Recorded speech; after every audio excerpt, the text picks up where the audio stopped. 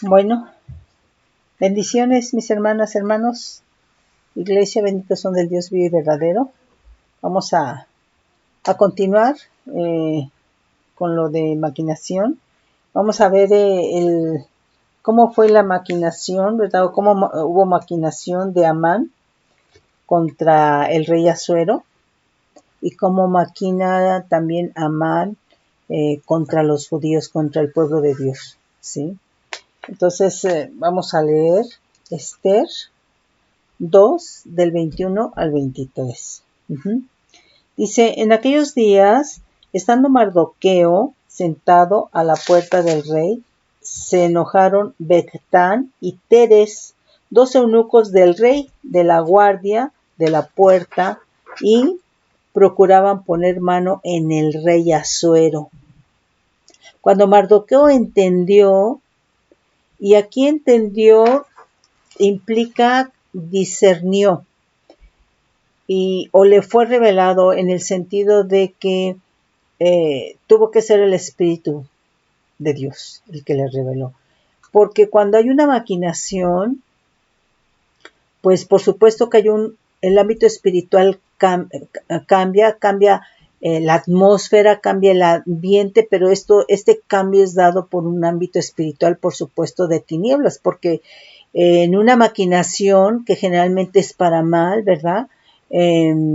Opera un ámbito espiritual de tinieblas. Cuando una persona maquina, y bueno, vamos a ver más adelante, ¿verdad? Obviamente operan demonios, ¿sí? Entonces, se cambia la atmósfera, el ambiente, ¿verdad? Y obviamente que discierne Mardoqueo. Pero obviamente este discernimiento fue por el Espíritu de Dios, ¿sí? Entonces dice que procuraban poner mano en el rey Asuero, estos 12 eunucos. Dice el versículo 22, cuando Mardoqueo entendió esto, lo denunció a la reina Esther, y Esther lo dijo al rey en nombre del Mardoqueo. Se hizo investigación del asunto y se halló y fue hallado cierto. Ahora, aquí es muy importante que se hizo investigación. No fue de que fue mi sentir, fue lo que yo vi, no, se hizo investigación, ¿sí? Entonces quiere decir que se encontraron, ¿verdad?, evidencias de que lo que Mardoqueo discernió por el Espíritu de Dios fue cierto, ¿sí? Y que bueno, en esta maquinación opera un ámbito espiritual de tinieblas que cambia totalmente el ambiente, la atmósfera, ¿verdad? Y entonces, por el Espíritu de Dios, discierne, ¿verdad?, Mardoqueo, ¿sí? Entonces dice, se hizo investigación del asunto y fue hallado cierto. Por tanto, los 12 eunucos fueron colgados en una horca y fue escrito el caso en el libro de las crónicas del rey, ¿sí? Ahora, bueno, también ahí lo menciona en Esther 6:2, dice, entonces hallaron escrito que Mardoqueo había denunciado el complot de Bigtán y de Teres, 2 eunucos del rey, de la guardia de la puerta, que habían procurado poner mano en el rey Asuero. Entonces, si habían procurado poner mano, estaba implicando, por cuanto vemos que la maquinación es engaño, es mentira, hay maldad, hay destrucción, se procura siempre, o la tendencia es matar a la persona. Entonces, quiere decir que procuraban poner mano para matar al rey Asuero, pero pues el Señor no lo permitió, ¿verdad? Vamos a ver el libro de Esther, el capítulo 3 del 1 al 15. Y aquí vamos a ver cómo Amán trama la destrucción de los judíos, ¿sí? Nos dice, después de estas cosas, el rey Asuero engrandeció a Amán, hijo de Amedata Agageo. Y aquí es importante que nosotros entendamos que Agageo es descendiente de Agag. Y Agag es un título que se da que se daba a los reyes amalecitas. Si nosotros recordamos ahí el capítulo 15 del primer libro de Samuel, en donde Dios ordena al rey Saúl que dé muerte a todos los madianitas, no puede dejar a nadie vivo y que no pueden tomar el botín. Y vemos, ¿verdad?, que por temor al pueblo, pues obviamente dejó vivo al rey Agag, ¿sí? A todos les quitó la vida, pero al rey Agag le dejó le perdonó la vida, ¿sí? Entonces, aquí Amán es hijo de Amedata Agageo, que es un descendiente, ¿verdad?, de Agag, que viene a ser un título que se da a los reyes amalecitas. Entonces quiere decir que aquí Amán tiene descendencia o es descendiente de los amalecitas. Ahora, ¿dónde vemos en principio y por qué es importante esto? Déjame, porque no lo puse. Vamos a leer ahí en la Biblia el capítulo Éxodo 17.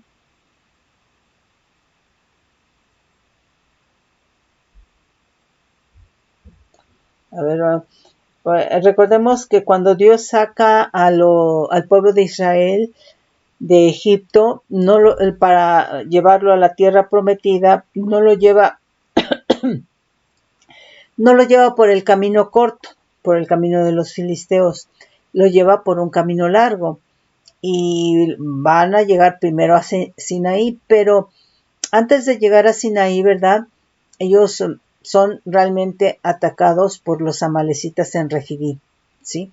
Bueno, vamos a ver ahí. 17, vamos a leer el 14. Dice, y Adonai dijo a Moisés, escribe esto para memoria en un libro, y di a Josué, y de a José que raeré del todo la memoria de Amalek de debajo del cielo. Y Moisés edificó un altar y llamó su nombre Adonai Nisi. El 16, y dijo, por cuanto la mano de Amalek se levantó contra el trono de Adonai, Adonai tendrá guerra con Amalek de generación en generación.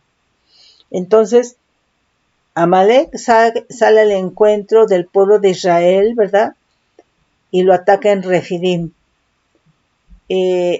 ¿Por qué es grave esto? Porque Israel venía como un pueblo cansado, agobiado, porque salía pues obviamente de esa esclavitud, ¿sí?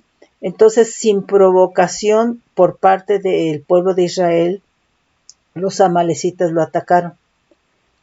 Y lo atacaron porque sabía que Dios iba a levantar a ese pueblo como su trono, que Dios iba a gobernar y se iba a dar a conocer a los pueblos y naciones, ¿verdad?, a través de su trono que iba a ser Israel. Entonces, dice que mantendría guerra de generación en generación, ¿verdad?, contra Amalek, ¿sí?, por cuanto se levantó contra el trono de Dios. Entonces, cuando ya obviamente pasa bastante de la historia y ya cuando está el rey Saúl, Dios le dice que tiene que eliminar a todos los amalecitas, ¿sí? Al rey no le puede perdonar la vida a nadie, ¿sí? Y entonces lo que hace, ¿verdad?, pues aquí Saúl es que le perdona la vida a Agag, que es un título de los reyes amalecitas. Y entonces vemos que aquí Amán es descendiente, precisamente es una amalecita, ¿sí? Bueno, sigamos leyendo. Dice, dice, y lo honró, el rey Asuero honra a Amán, ese descendiente de los amalecitas, y puso su silla sobre todos los príncipes que estaban con el rey. Quiere decir que había más príncipes, o sea, lo honró a un nivel de príncipe, ¿sí? Y todos los siervos del rey que estaban a la puerta del rey se arrodillaban y se inclinaban ante Amán, ¿sí? Todos los siervos del rey que estaban a la puerta del rey se arrodillaban y se inclinaban ante Amán, porque así lo había mandado el rey. Pero Mardoqueo ni se arrodillaba ni se humillaba, y los siervos del rey que estaban a la puerta preguntaron a Mardoqueo, ¿por qué traspasas el mandamiento del rey? Aconteció que hablándole cada día de esta manera, y no escuchándolos él, lo denunciaron a Amán para ver si Mardoqueo se mantendría firme en su dicho, porque ya él les había declarado que era judío. Entonces, Mardoqueo era judío, Esther era judía, ¿verdad? Amán, ¿verdad?, que fue honrado por el rey Asuero, pues era descendiente de los amalecitas. Y vio Amán que Mardoqueo ni se arrodillaba ni se humillaba delante de él. ¿Sí? O sea, lo que te quiero decir, cómo a través de la historia este ámbito espiritual va buscando dónde colocarse, ¿sí? Y aquí en el caso, ¿verdad?, de Amán, pues buscó colocarse, ¿verdad?, cerca de la autoridad, cerca del rey. El rey lo honra, ¿verdad?, y pide que se arrodillen, que se inclinen ante Amán, ¿verdad?, pero Mardoqueo sabe a quién le sirve. Entonces, cuando sabemos a quién le servimos, hermano, hermana, tú no puedes arrodillarte delante de hombres, porque eso es idolatría, ¿sí? Entonces, Mardoqueo sabía a quién servía, ¿sí? Entonces dice que no se humillaba delante de él y por supuesto le fueron a decir, oye, mira, todos te honran porque se inclinan, se humillan ante ti, menos Mardoqueo, ¿sí? Dice, y se llenó de ira. Cuando él supo que Mardoqueo no se arrodillaba delante de él, se llenó de ira, ¿sí? Pero tuvo en poco poner mano en Mardoqueo solamente, pues ya le habían declarado cuál era el pueblo de Mardoqueo, ¿sí? Pero obviamente que ahí había ya la ira en él, la contuvo, pero obviamente había amargura, ¿sí? Y ahora sí que no actuó inmediatamente, pero se lo guardó, ¿sí? Dice, y procuró Amán destruir a todos los judíos. Entonces, obviamente como sabía que Mardoqueo, su pueblo era judío, él era judío, ¿verdad?, pues la agarró contra los judíos. Entonces vemos nuevamente, ¿verdad?, que esos amalecitas que confrontaron al pueblo de Israel en Refidim, ¿verdad?, pues viene a ser ese mismo mover espiritual, ¿verdad?, que ahora, ¿verdad?, va a ser contra el pueblo judío, ¿sí? Mardoqueo, judío, ¿sí? Dice, y procuró Amán destruir a todos los judíos que había en el reino de Asuero, al pueblo de Mardoqueo. Entonces, o sea, no solamente le cayó mal, no solamente se airó con él, sino que fue contra el pueblo al cual pertenecía. O sea, esto, hablando desde el punto de vista espiritual, no es casualidad, hermano, hermana. Por eso te estoy remitiendo a lo que pasó ahí en Éxodo 17, ¿sí? A lo que pasó, ¿verdad?, en el caso de Saúl, ¿sí? Y vemos, ¿verdad?, que se está minando todo ese ámbito espiritual, ¿verdad?, hasta el tiempo del rey Asuero, ¿sí? Dice, en el mes primero, que es el mes de Nisán, en el año 12 del rey Asuero, fue echada Pur, esto es la suerte delante de Amán, suerte para cada día y cada mes del año, y salió el mes 12, que es el mes de Adar. Y dijo Amán al rey Asuero, hay un pueblo esparcido y distribuido entre los pueblos en toda la provincia de tu reino, y sus leyes son diferentes de las de todo tu pueblo, de las de todo pueblo, y no guardan las leyes del rey. O sea, realmente los puso en mal, ¿sí? Los puso en mal. Y al rey nada le beneficia el dejarlos vivir. Ahora, pues aquí sí, el rey Asuero lo levanta a un nivel de príncipe, lo honra, pero aquí él se está portando como un consejero, ¿sí? Porque le está diciendo lo que está pasando y le está proponiendo qué es lo que debe de hacer. Fíjate bien, ¿eh? Pero por supuesto que este consejo pues no es por el espíritu de consejo, ¿sí? Dice, y sus leyes son diferentes de la de todo el pueblo, y no guardan las leyes del rey, y al rey nada le beneficia el dejarlos vivir. Entonces, nuevamente, esta es una maquinación que ejerce con esa maquinación una influencia sobre el rey Asuero con el propósito de destruir un pueblo, con el propósito de desaparecer un pueblo, con el propósito de matar un pueblo que es el pueblo judío, que es el pueblo de Dios. ¿Sí? Dice, si place al rey, decrete que sean destruidos. Ahí está la maquinación y la influencia, el consejo sobre el rey Asuero. Entonces, ¿qué está influenciando a la autoridad en tu casa? ¿Qué está influenciando a la autoridad en tu trabajo? ¿Qué está influenciando a la autoridad en la misma iglesia? ¿Sí? O sea, esto es grave, porque dice que es para destruirlos, para matarlos, ¿sí? Dice, si place al rey, decrete que sean destruidos, y yo pesaré 10,000 talentos de plata a los que manejan la hacienda, para que sean traídos a los tesoreros del rey.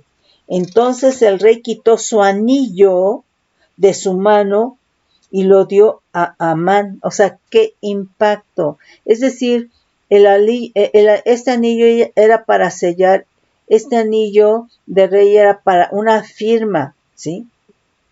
Entonces aquí lo que él escribiera le iba a poner este sello, esta firma, ¿verdad? De rey, como si lo hubiera hecho realmente el rey Asuero.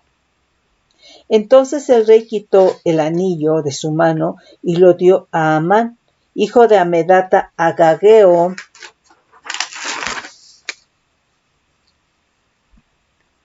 enemigo de los judíos, y le dijo, la plata que ofreces sea para ti, y asimismo el pueblo, para que hagas de él lo que bien te pareciere. ¡Qué impacto!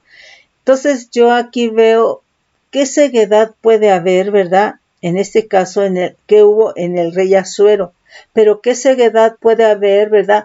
Qué ceguedad y qué sordera puede haber, ¿verdad? Desde el punto de vista espiritual en una autoridad. O sea, por eso es importante quién te está influenciando, ¿sí? Si la persona realmente que te está influenciando, aunque esté en Cristo, no busca de Dios, pues tenemos que tener cuidado. Tenemos que tener cuidado porque si no está buscando a Dios, ¿a qué está buscando? ¿A quién está buscando? Si no está sirviendo a Dios, ¿a quién está sirviendo? Entonces hay una influencia que no es exactamente la de Dios, sino quizá un ámbito espiritual, ¿verdad? Y que está influenciando, ¿verdad? Que puede ser ese ministro, a esa autoridad, ¿sí? Entonces a mí me impacta aquí porque veo, pues, cuál fue el nivel de ceguedad o de sordera del rey Asuero, ¿sí? Entonces, como para haberse quitado el anillo y prácticamente decir, sí, mira, ¿qué es lo que quieres hacer con ellos? Lo que quieres hacer con ellos, tú escríbelo y séllalo con el anillo de rey. Yo te lo autorizo. Qué impacto, ¿no? Y obviamente, ¿verdad? Pues esto fue maquinado por Amán, ¿sí? Que lo lleva a un nivel de príncipe, pero al parecer, pues también está dando consejo, ¿sí? Ok. Dice el 12, dice, entonces fueron llamados los escribanos del rey en el mes primero, el día 13 del mismo, y fue escrito conforme a todo lo que mandó Amán. Entonces él fue el que redactó y dijo, van a describir esto y esto y esto, ¿no? Dice, a los sátrapas del rey, a los capitanes que estaban sobre cada provincia y a los príncipes de cada pueblo, y a cada provincia según su escritura y a cada pueblo según su lengua. Entonces mandó a todas las provincias, ¿verdad? Ese decreto, ¿verdad? Ya sellado con el anillo de rey. Dice, en nombre del rey Asuero fue escrito y sellado con el anillo de rey. Y fueron enviadas cartas por medio de correos a todas las provincias del rey con la orden de destruir, matar y exterminar a todos los judíos jóvenes y ancianos, niños y mujeres. A ver, ¿qué fue lo que ordenó Dios a Saúl? Tienes que matar hombres, mujeres, niños, a todos, no puedes negar a ninguno. ¿Qué es lo que está ordenando él? En su maquinación es lo que está ordenando, matar a todos, ¿sí? Y fueron enviadas cartas por medio de correos a todas las provincias del rey con la orden de destruir, matar y exterminar a todos los judíos, jóvenes, ancianos, niños, mujeres, todo, ¿sí? O sea, esto pareciera, precisamente es una conspiración, pero una conspiración en venganza, porque Dios esto lo ordenó en el tiempo de Saúl, ¿verdad? Que esto tenía que hacer Saúl. Y por cuanto Saúl no obedeció completamente a Dios por el temor al pueblo, ¿verdad? Dios lo desechó. O sea, hizo una obediencia a medias, y una obediencia a medias es rebelión, es rebeldía, ¿sí? Y entonces por eso los desechó el Señor. Y está diciendo lo mismo aquí, ¿sí? Pero de parte de Amán en contra de los judíos, ¿sí? Dice, en un mismo día, en el día 13 del mes 12º, que es el mes de Adar, y de apoderarse de sus bienes, ¿sí? Dice, la copia del escrito que se dio por mandamiento en cada provincia fue publicada a todos los pueblos a fin de que estuviesen listos para aquel día. Y salieron los correos prontamente por mandato del rey, y el edicto fue dado en Susa, capital del reino, y el rey y Amán se sentaron a beber, pero la ciudad de Susa estaba conmovida. Qué tremendo. Pero aquí, mis hermanos, afortunadamente está Esther y está Mardoqueo, ¿verdad?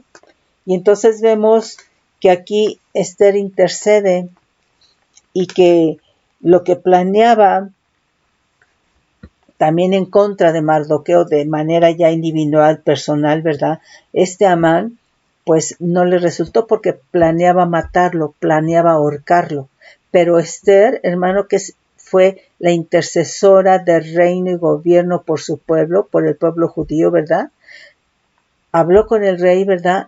Y realmente el rey le creyó y permitió, ¿verdad?, que no se llevara a cabo este ahorcamiento de Mardoqueo, sino quien fue ahorcado fue Amán, ¿sí? Y entonces envió a que se cancelara todo lo que se había planeado para destruir y matar al pueblo judío.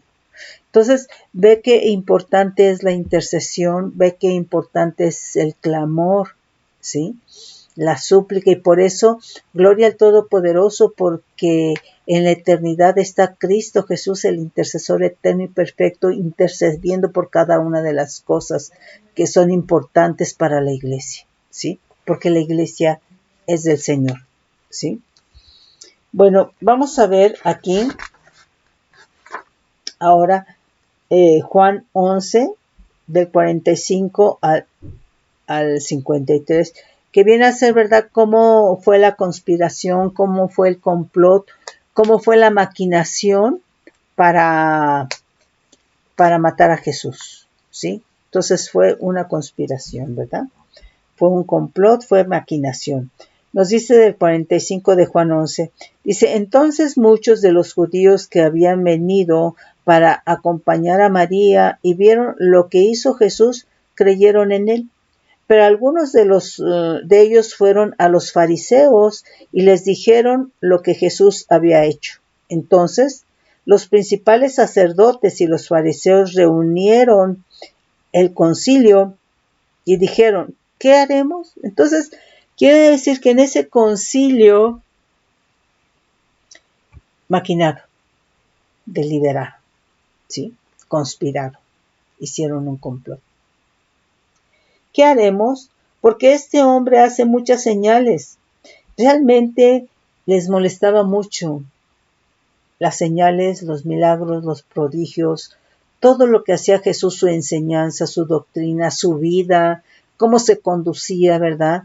O sea, todo eso, hermano, les molestaba. Y hermano, no te extrañe que si tú te conduces bien, que si tú quieres vivir rectamente, honestamente, justamente, con temor reverente a Dios, la gente se moleste y conspire contra ti. No te extrañe, porque es algo que padeció Jesús, ¿sí?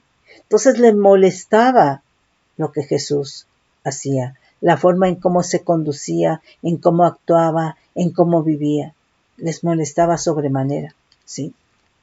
Y entonces, ¿qué es lo que pasa? Pues que la gente empieza, ¿verdad?, a maquinar, porque la verdad siempre va, hermano, va a lastimar, ¿sí? Va a incomodar, ¿sí? Y a nadie le gusta sentirse incómodo, sobre todo cuando no quieren buscar del Señor, ¿sí? Dice, ¿qué haremos? Porque este hombre hace muchas señales. Y si le dejamos así, todos creerán en él, y vendrán los romanos y destruirán nuestro lugar santo y nuestra nación. Entonces Caifás, uno de ellos, sumo sacerdote aquel año, les dijo, vosotros no sabéis nada, ni pensáis que nos conviene que un hombre muera por el pueblo, y no que toda la nación perezca. Esto no lo dijo por sí mismo, sino que como era sumo sacerdote aquel año, profetizó que Jesús había de morir por la nación. Y no solamente por la nación, sino también para congregar en uno a los hijos de Dios que estaban dispersos. Así que desde aquel día acordaron matarle. ¿Sí? Entonces, fue un acuerdo, fue maquinación, ¿sí? Pero creo que podemos leer, a ver, Juan 18. Vamos a leer Juan 18. No lo puse.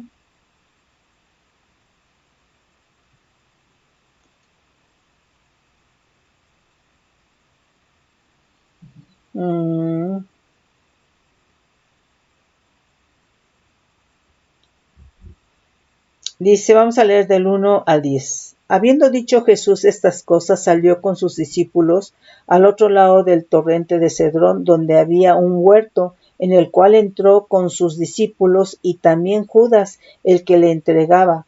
Conocía aquel lugar, porque muchas veces Jesús se había reunido ahí con sus discípulos.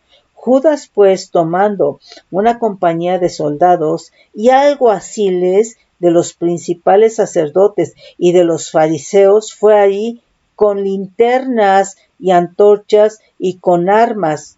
¿Oíste el complot? Sí. Por parte, ¿verdad?, de Judas Iscariote.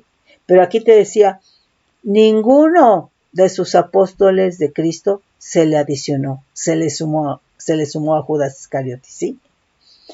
Dice, pero Jesús, sabiendo todas las cosas que le habían de sobrevenir, se adelantó y les dijo, ¿a quién buscáis?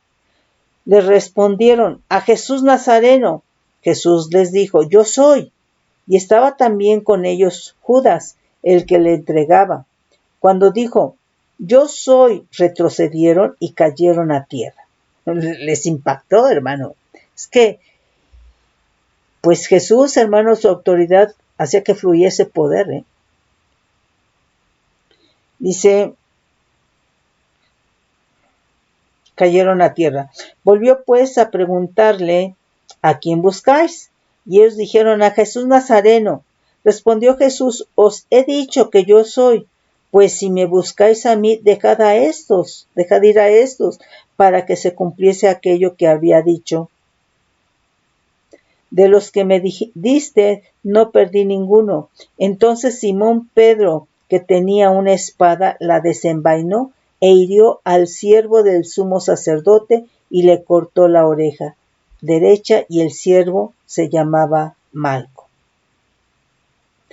Bueno, entonces ahí vemos cómo va en el complot Judas, ¿sí? Fue, buscó y negociaron, ¿sí? Ahora, ¿cómo se hace el complot? Pues en lo oscurito. No lo haces públicamente, en lo oscurito, ¿verdad? Que nadie se dé cuenta aparentemente, porque Dios se da cuenta. Y aparentemente tú dices, nadie se da cuenta, pero estás moviendo un ámbito espiritual de tinieblas, ¿sí? Entonces, cuidado. Y después, entonces, aquí Mateo 26 del 1 al 5.